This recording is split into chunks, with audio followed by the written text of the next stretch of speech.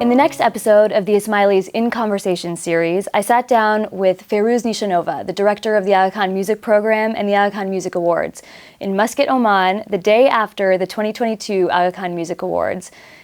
Okay, so Fairouz, we're sitting here after an incredible weekend of musical magic, the Aga Khan Music Awards 2022.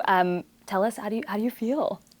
Exhilarated. Yeah. And incredibly happy, because the most gratifying thing about doing something that so many people told you will never work and will never succeed and is not needed, but the most gratifying thing about proving them wrong is watching not just the brilliance of the artists, but just the brightness of the audience's reaction. And one of our intentions is always to put on stage musicians of the highest quality. It doesn't matter what kind of music they play. I'm very often asked this question, what kind of music do you like? Right. And there's two kinds of music. There's good music and bad music. It can be rap, classical art, it can be Kabuli art music, it can be raga, it can be anything. But it is either good or bad. And what we do within the Aga Khan Music Programme is we only put on stage the music of the highest quality, because what it does, and this weekend has proven it beautifully, it touches the hearts and souls of the listeners, no matter what cultural background they come from. Mm-hmm. Beautiful. I mean, I think we were listening backstage. We had goosebumps. It was exhilarating.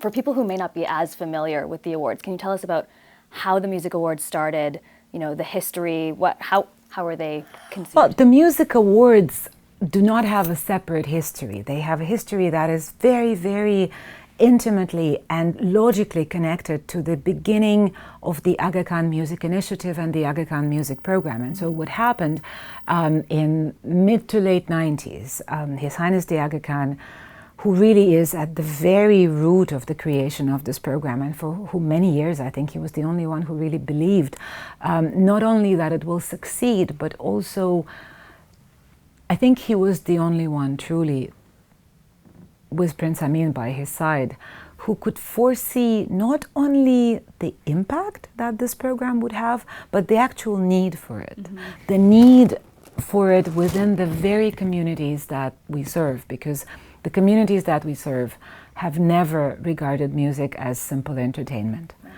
It's something that has always been a way of life, a way for history to be passed down from one generation to another, and also for customs, norms of behavior, stories of the very land that people protect and call their homeland. Music is an integral part of the lifespan of that, the fabric of life of this community. And when, during the mid-90s, His Highness started visiting Central Asia, mm-hmm. which was at that time, it was just recovering from 70 plus years of the Soviet rule. And it had its independence, but it was pretty much the only thing that it had. They didn't have the civil code, they didn't have the financial code, there was no experience in dealing with the outside world. And presence of a multi-level development body such as AKDN was something that the countries of post-Soviet Central Asia really welcomed with open arms. But as it always happens with our client communities, it's the economic development part of the network that was really the most welcome, because pretty much every activity that ACFED and economic development institutions of AKDN could offer, there was so much need for it that it was really welcomed with the open arms. And the social development part was very much tolerated, because why not? There was universities and kindergartens and activities for women and NGO support. It's okay. The culture part, as always, was viewed as a permanent burden on somebody else's budget. And what His Highness has been doing for decades now is proving consistently through the work of AKTC, the Aga Khan Trust for Culture, that when it's properly looked after and when it's properly invested into, culture not only stops being a burden on somebody else's budget, but it really becomes a trampoline from which all the other activities can grow. And so in the late 90s, two things happened in two completely different parts of the world. In Central Asia, His Highness and AKDN made the commitment to the region, a long-term commitment to the region, and each of the activities of the network had to be represented, so cultural part needed defining. And many thousands miles away, in the United States, a brilliant virtuoso cello player, Yo-Yo Ma, established an organization that is now known as the Silk Road Project. And the idea behind it was remarkable.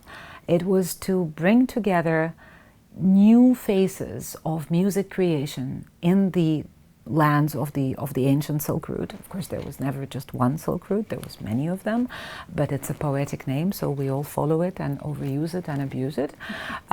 And the idea really was to bring together the most talented composers from those lands and let them create new music that is inspired by those ancient traditions.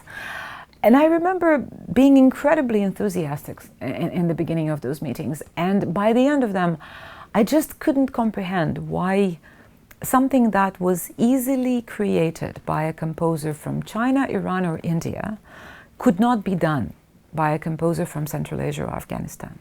Because the creations were simply not, they were not at the same level. They were not, and it was a mystery to me at that point because I didn't know really fully the background, especially in arts and music education in those countries. And what happened, of course, is that because this music is the very fabric of communities' life, because so much of it is devotional, it became dangerous. Because when a new type of citizen needs to be created, ironically, in the East, it's the music that needs to be taken away, because it takes away the musical memories. It takes away that very cohesion of the community. And once it's broken, once the memory is broken, it can be filled with something else. It can be filled with other memories. So the reason those composers were failing in creating music that is tradition-inspired is because the venerable art of Ustad Shagird, the master apprentice, has been destroyed. And in the countries where it has not been destroyed, it was modified and tampered with to the point where it became unrecognizable.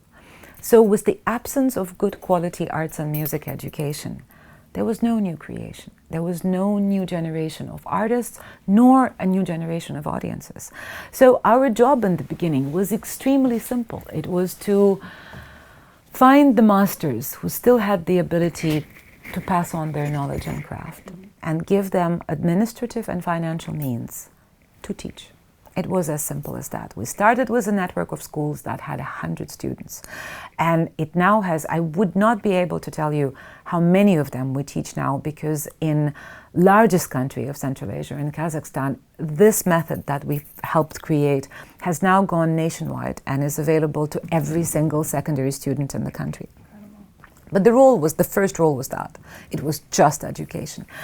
The second is that when you see that the respect for this tradition has fallen down to the very bottom, at the very country where the tradition comes from, because it didn't bring financial viability, it didn't bring respect.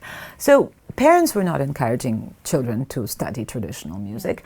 And what we had to do was to bring back that respect. And very often respect at home comes from the recognition abroad.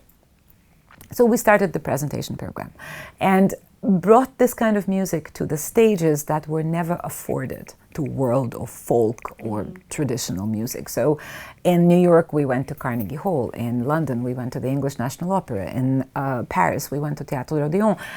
The stages that could never present this kind of music suddenly were brightly lit and sold out, because we also presented it, if I may say so myself, in a rather cleverly fashion. We used the latest gadgets available to us from the world of technology to animate the tradition that was not in any way familiar to the Western public. And it truly was a success.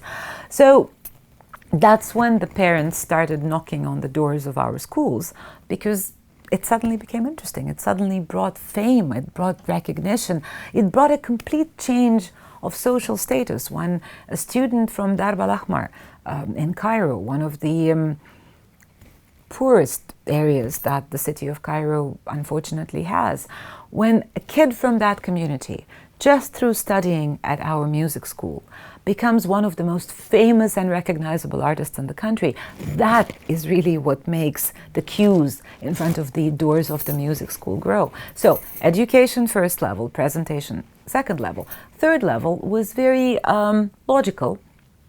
It was production. We had to produce this music and offer it to those who wanted to purchase it and bring it home with them, but in a legal fashion. Everything else was either pirated or very low quality, because this was not a music considered of interest to the general population. So production was the third step. The fourth step was mentorship and constant commissioning of new music, which came with fusion. And fusion has become an extremely bad word in the music world, in the music industry, because when you think of fusion, you think East-West and you think bad. Because there's so much bad fusion, and because fusion became this sort of Eastern-Western concept. But it hasn't been so historically. Historically, musical fusion is something that's always existed. The artistic communities that shared geographic borders shared their food and their music instruments and their conversations, and that's how a dutar from Tajikistan, from Barbaria, ended up in China and is called pipa. So the musical fusion is never is not something that's new or recently invented. What was important for us, though, was to recreate East-East fusion and ensure that it was good quality. So that was level 4. And that was level 4 together with music commissioning. What became clear then is that we can only develop the tradition in a very limited way if we just continue to preserve it. But to really help it grow, we had to open the doors. We had to go to the neighborhood regions. We had to encourage the conversation that wasn't happening naturally between the artists and artist communities. And that's when we became aware of all this extraordinary richness and diversity of talent of artists in the global East, that we were not in any way reaching through our schools or through our presentation programs, for a very good reason. It takes 30 years for a music school to become independent. So we couldn't simultaneously offer that commitment to the schools, but at the same time look at all over the communities that were in one way or another shaped by Islam. We couldn't look at all of them. So the Music Awards became really an answer to that question, because only those who have not benefited in any way from our support in the past are eligible to apply and be nominated for the Music Awards. So that's the creation of the awards. I love that. I'm so in awe of you, Fairouz. I know you talked a little bit about some of the impact that you've seen. It's been 20 years. You said 30 years to get a music school independent. Yeah. What's some of the impact that you're seeing now that you're 20 years into the program? The Music Awards are established. These 5 steps are well under their way. The single most important element, well, I think it's twofold actually. Okay. One is obviously creating this family, this music family that I never imagined would grow and develop so brightly. But it has so many facets. Besides the actual artists, it has educators, producers, and inventors, and creators, and disseminators. It's something that's grown and that grows every day and keeps getting larger and keeps getting younger. Mm-hmm. And it's now so multifaceted that it just never stops to fascinate me. So that's one. But where you really see the impact is when you have truly contributed to the creation and development of new cultural leaders of the community. So when the kids who came to our academy back in 2003 have now become director of the National Conservatory, director of the National Symphony Orchestra, director of the National Makam Orchestra, director of the National Radio and Television, this is when you know that you've truly reached your audiences, because their perception, their respect, their attitude towards the music of their ancestors has completely been modified, changed, enhanced, brightened by this passage through the music school system that we've helped create. And that's when you really see the impact. So never give up. Absolutely never give up. Such an incredible job. Not a job. Never needed a job. Always needed the passion. I love that. I love that. It's come so far. From its inception in the early 2000s. What is next? Like, what's going to happen in the next 10 to 15 years? How do you see the program evolving? Oh God, I'd like to know what will happen in the next 2 weeks, because I think the changes that society has gone through in these past 2 years, they've been so enormous and so unimaginable. Everything that could not have been imagined actually happened, not necessarily in the brightest way.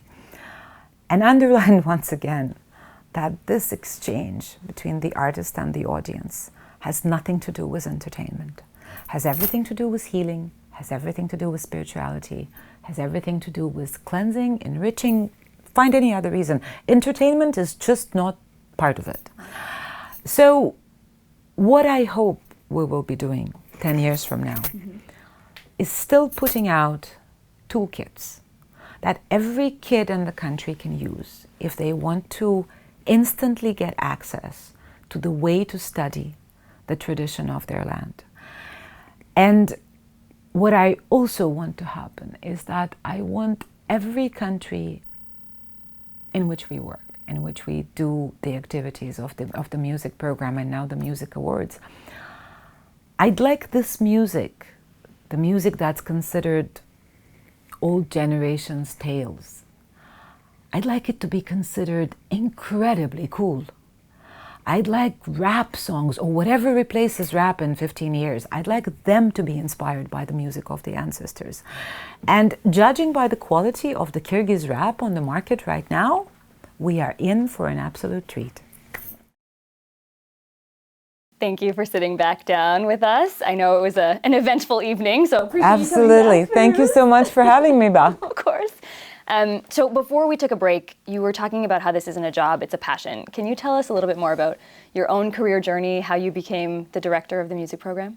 Oh, it's a simple story in a way, but I think it's an interesting one because it is about passion.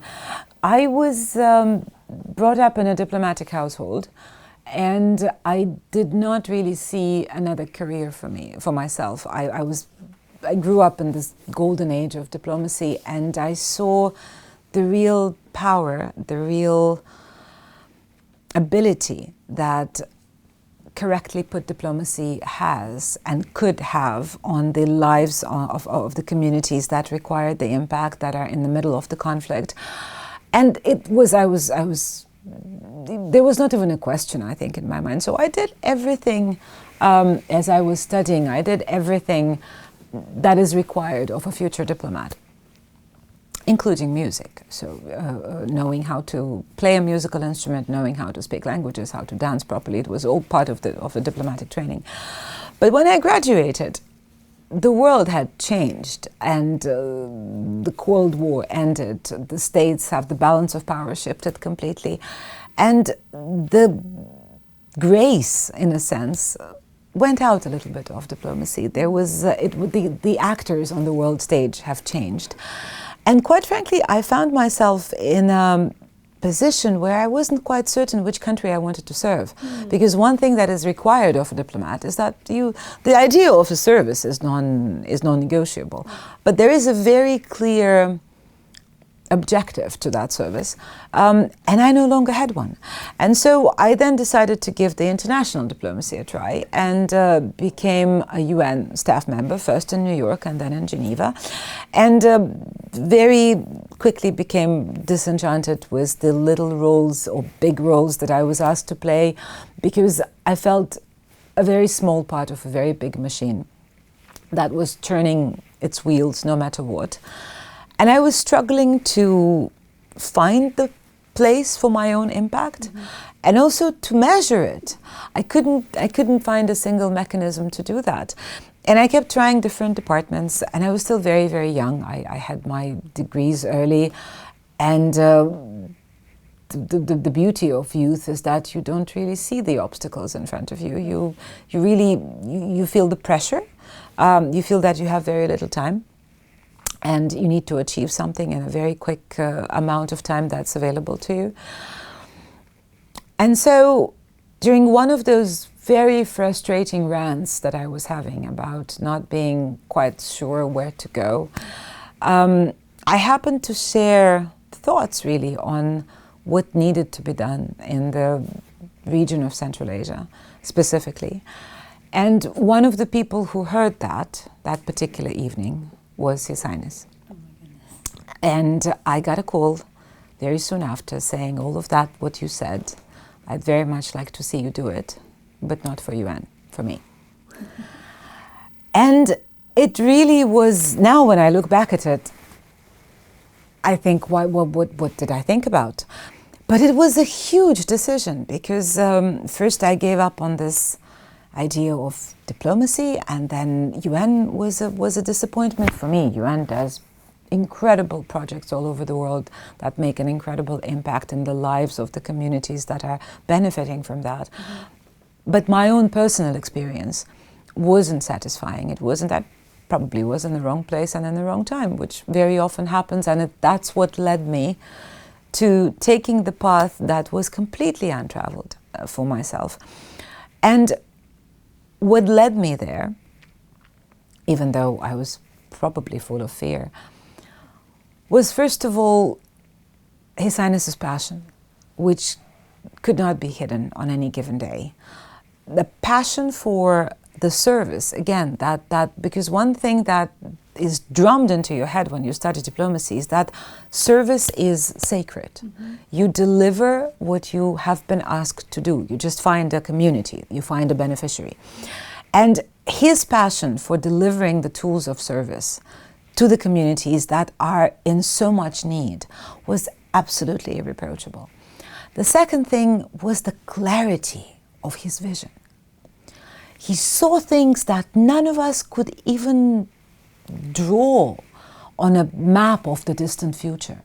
But he saw it clearly. Not only did he see it clearly, he saw it in great details. Mm-hmm. He saw it in the details. So I really would struggle to name another leader who has this remarkable ability to both see this extraordinary picture of the future, but see it in the tiniest little details that keep changing lives of everyone who experiences them. And I was hired for something that had strictly nothing to do with music. It was the University of Central Asia and education primarily. And in the midst of all that, the Aga Khan Music Initiative in Central Asia was created. And His Highness dropped it on my lap one day, telling me, take a look at it. And it is truly the biggest gift that he could have given me. That's so beautiful. I know everyone watching is so curious to know a little bit more about what it's like working with Hazri Imam. Can you tell us a little bit more about your experiences working with him?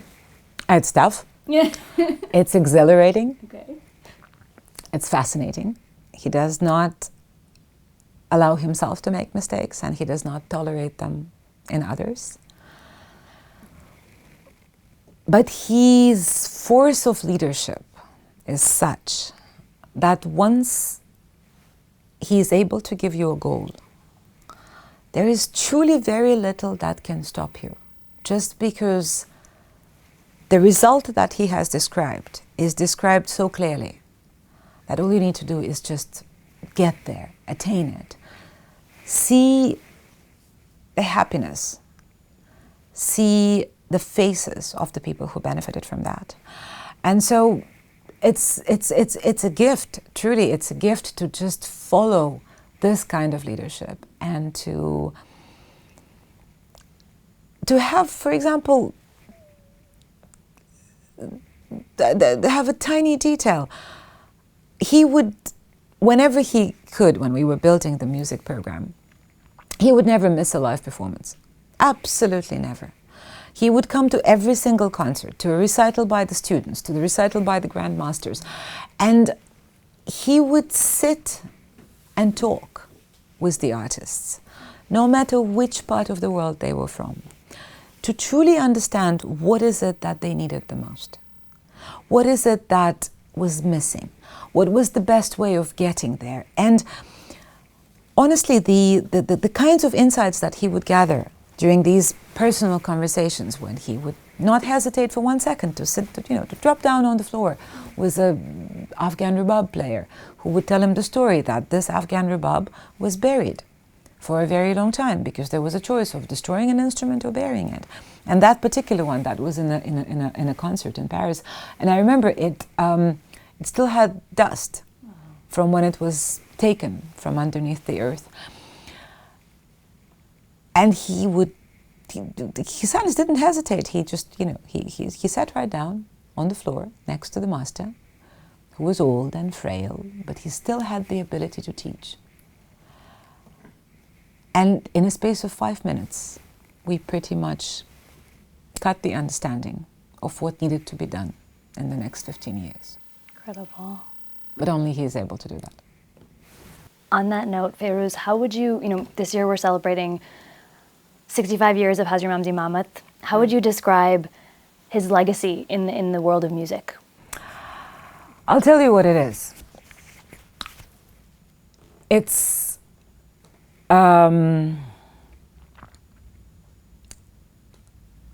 his willingness that he never compromised, a willingness to acknowledge the rightful place that music has in the communities that in any way have been shaped by Islam. Because this place is disputed in so many parts in the East. And the clarity and the force of his conviction, not only to recognize that rightful place that music has in the Eastern communities, but also to support it, to teach it, to put it on stages and to celebrate it. That unwavering determination to do whatever it's needed, to put the resources, to put the people, and it didn't matter, and it still doesn't matter how many years it will take, but the willingness to recognize how much music does for a community, for a society, that to me is something that is unprecedented. I love that. If I may, I'd love to ask you a personal question. So as someone who's, studied music in university, sings in a rock band, just as an avid, patron of the arts, what kind of, and there's a group of us Ismaili Sounds artists that you've brought to help support the Music Awards, so thank you for having us here. What advice would you give to young musicians in the Jamaat to help achieve the vision that you just articulated that Hazrat Imam has for music, and how can we contribute to that? Oh, what a beautiful question. First of all, can I please take a moment to thank you and the group of Ismaili Sounds artists. I was going to say helpers, but you are first and foremost artists. And then you've given your help with so much generosity that every single one of us gathered here in Muscat today appreciates and has so much gratitude for. Because I say this without a shred of a doubt, we would not have been able to have 2 successful celebrated evenings where the music was the pinnacle of the actual event without your help, without your constant presence. So I thank you from the bottom of my heart for doing this and for ensuring that those artists who were not only celebrated, but also in a foreign country and intimidated and sometimes frail, but with you taking care of them, they felt at home and they felt loved. And when they came on stage, that love went into the audience. And for that, I thank you. And to answer your second question, what to do is usually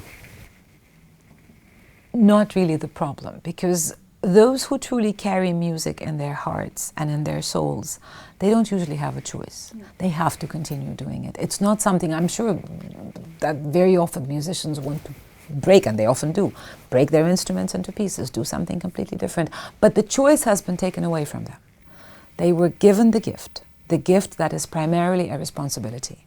It's a gift to heal, to teach, to uplift, to cleanse, to guide. It's a gift. It's something that is no longer yours.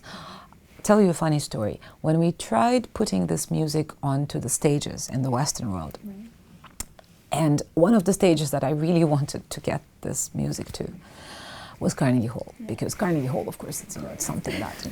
So we assembled the whole series of musical performances from Central Asia, Middle East, North Africa, from our regions.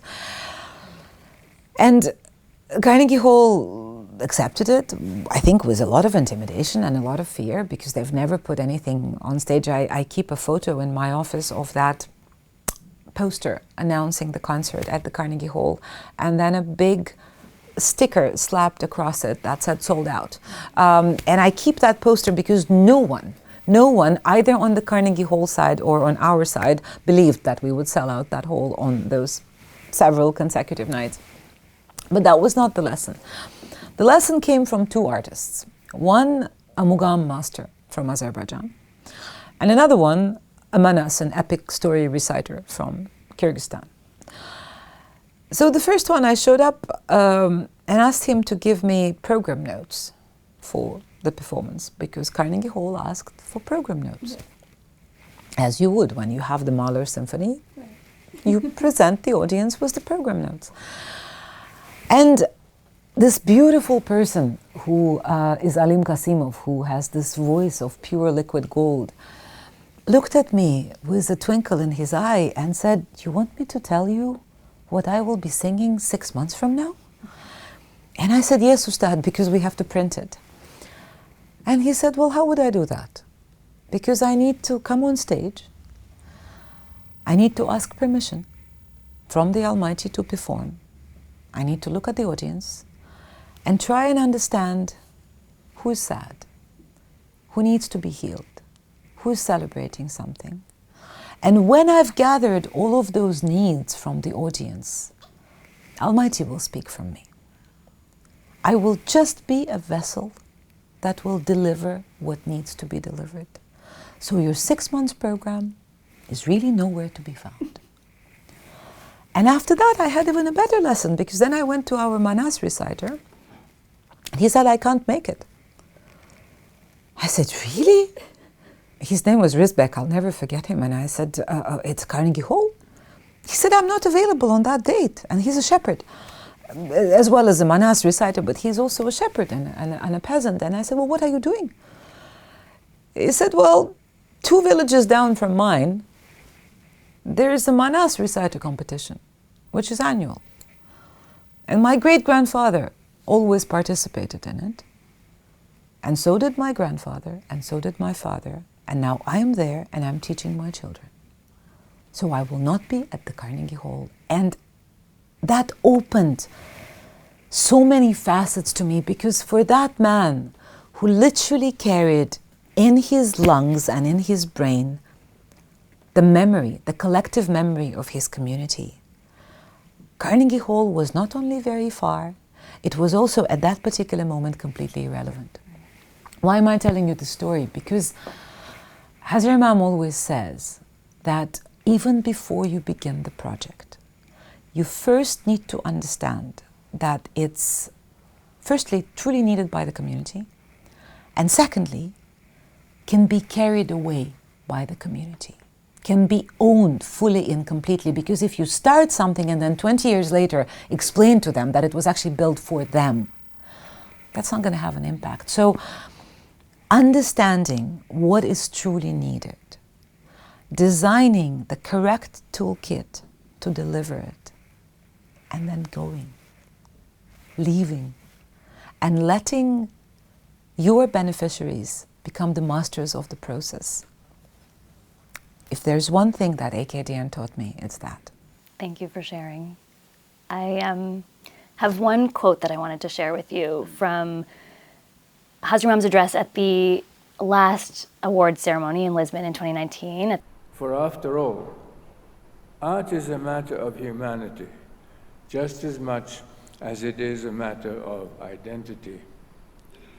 As the Islamic tradition has reminded us for many centuries, the divine spark that bestows upon us our individuality also bonds individuals in a common human family. In this light, we learn to see our differences in a new way. we can understand that cultural diversity is not a burden or a threat. In fact, it is rather a divine gift, an opportunity to learn and to grow, an opportunity to understand and to appreciate the identity of the other, and thereby one's own essential identity.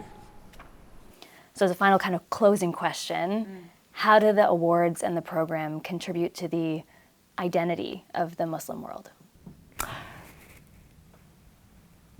By showing the highest quality of an artistic achievement and the impact that it carries.